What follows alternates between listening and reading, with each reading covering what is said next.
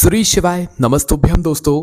क्या एक साल तक अब कथा नहीं होगी? दोस्तों, आप सभी लोग जानते हैं कि पंडित जी की पिछली कुछ कथाओं से बहुत ज़्यादा रुकावटें आ रही हैं। पंडित जी की जो कथाएं हैं वो पूर्ण रूप से अच्छे से सफल नहीं हो पा रही हैं। इसका क्या कारण हो सकता है? और दोस्तों, इस बार जो गुमला झारखंड की कथा थी वो तो पूर्ण रूप से कैंसिल भी हो चुकी है। दोस्तों, फिलहाल हम आपको अभी की स्थिति बता दें कि गुमला झारखंड में क्या होने वाली थी शिव महापुराण कथा, वो भी 11 मई से लेकर 17 मई तक, ठीक है। पर कुछ समय बाद जो है खबर निकल कर आती है कि अब जो 11 मई वाली कथा थी वो 13 मई से होगी। 13 मई से लेकर 17 मई तक, है ना। मतलब 5 दिनों की ये शिव महापुराण कथा होने वाली थी। पर कुछ समय बाद वापस से एक खबर आती है कि जो गुमला झारखंड में कथा होने वाली थी 13 मई से लेकर 17 मई तक 5 दिनों की, 5 दिवसीय, ये कथा भी पूर्ण रूप से कैंसिल हो चुकी है और अब ये कथा नहीं होने वाली है। और दोस्तों, हम आपको बता दें कि आगे अभी जितनी कथाएं हैं, जहां तक है आप उन कथाओं को कैंसिल मानो। कैंसिल इसलिए मानो क्योंकि दोस्तों, पंडित जी जो कथाएं करते हैं उन कथाओं में आपने देखा होगा कि कितनी ज्यादा मात्रा में वहां पर भक्तगण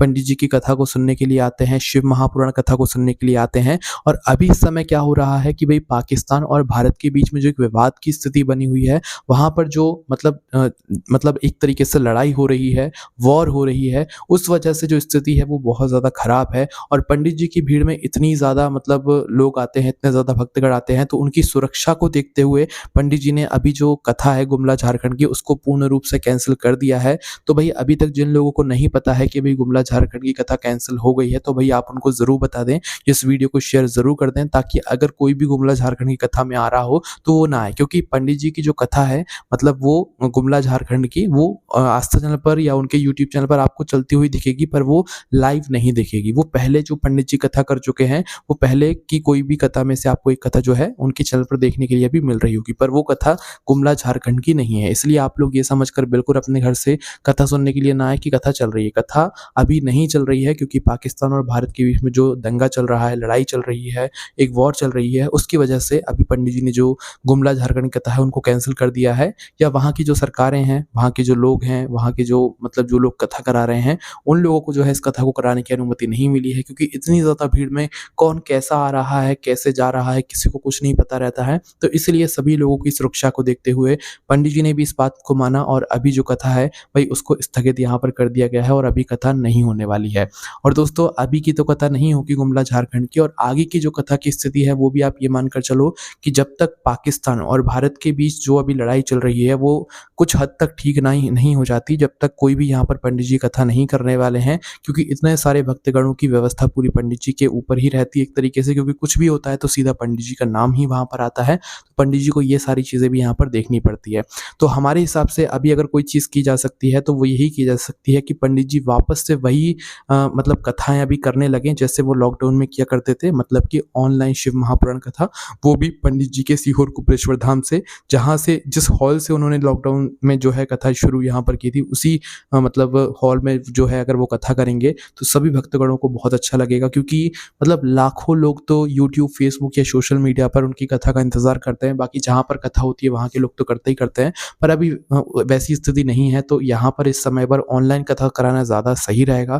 क्योंकि पंडित जी भी बहुत ज़्यादा यहाँ पर चाहते हैं कि वो आप लोगों को कथा सुनाएं। जब कथाएं कैंसिल होती है या एक दिन 2 दिन नहीं होती है तो पंडित जी को भी बहुत बुरा लगता है ना, पर आपको भी बहुत ज़्यादा बुरा लगता है, हम सभी को यहाँ पर बहुत बुरा लगता है जब कथा कैंसिल यहाँ पर होती है। तो अभी बस यही हो सकता है एक तरीके से, अगर पंडित जी चाहें कि वो ऑनलाइन यहाँ पर कथा करें, ताकि जितने भी लोग कथा सुनना चाहते हैं उन लोगों को जो है कथा यहाँ पर सुनने के लिए मिल जाए, ठीक है।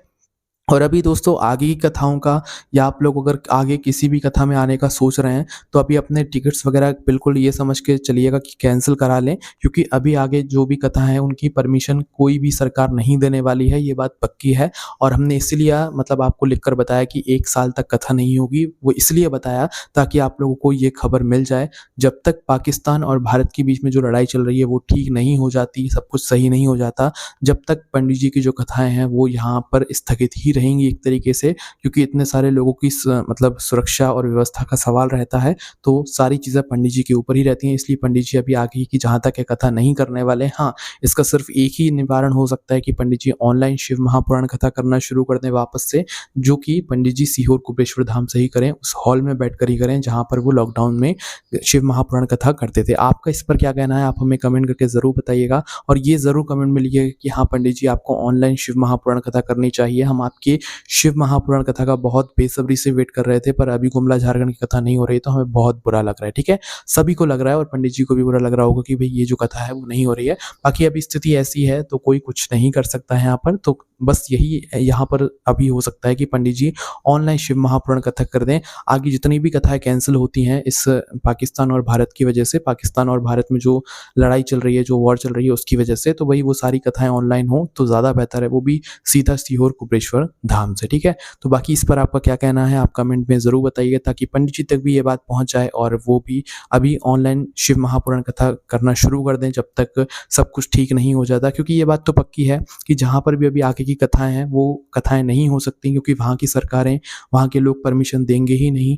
वहाँ के जो बड़े-बड़े लोग हैं वो परमिशन देंगे ही नहीं, सरकारी लोग परमिशन देंगे ही नहीं, कथा को कराने की अनुमति वो देंगे ही नहीं, क्योंकि इतनी ज़्यादा भीड़ आती है तो पूरी ज़िम्मेदारियाँ उन लोगों पर रहती हैं, तो वो कथा की अनुमति नहीं देंगे और ना पंडित जी करेंगे, क्योंकि पंडित जी को भी सभी लोगों की यहाँ पर चिंता रहती है, सभी लोगों की सुरक्षा का यहाँ पर सवाल रहता है। बाकी आपका इस पर क्या कहना है कमेंट में ज़रूर बताइएगा। बाकी अभी आगे की जो भी कथा है वो सारी कैंसल है, एक तरीके से आप ये समझ कर चलिएगा। बाकी जो भी अपडेट होगी वो हम आपको दे देंगे। कोई परेशानी आए कमेंट करके पूछ सकते हैं। ओम नमः शिवाय, जय भोले बाबा, श्री शिवाय नमस्तुभ्यम।